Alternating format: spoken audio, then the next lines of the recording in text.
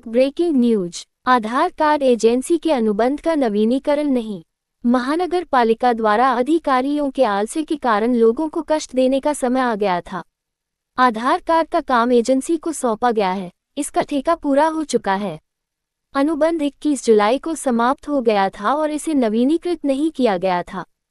इसलिए लोग आधार कार्ड के काम के लिए जॉन ऑफिस जाते हैं, लेकिन उनका काम नहीं होता। लोगों को ये कहकर वापस भेज दिया जाता है कि वे 2 या 3 दिन बाद आते हैं। ठेका अबांट नामक एजेंसी को दिया गया था। रिपोर्टर शकील शाह, देखते रहिए आई पब्लिक न्यूज। आधार कार्ड માટે બહુ પરેશાની થાય છે। કેટલા સમયથી ધક્કા ખાઈ છે, કઈ મેળ પડતો નથી। પેલા પાટિયા આપણે ટ્રાય કરી તો ત્યાં આ બધું વેરિફિકેશન થઈ ગયું। એસએમસી ના માણસો ઘરે તપાસ કરી ગયા। પાછો કાલે જોવું રહ્યું 2 દિવસ પહેલા તો રિજેક્ટમાં મેસેજ આવી ગયો કે હવે અહીં નહીં નીકળે તમારો આધાર કાર્ડ, તમે એક કામ કરો ઝોન ઓફિસે જાઓ કે।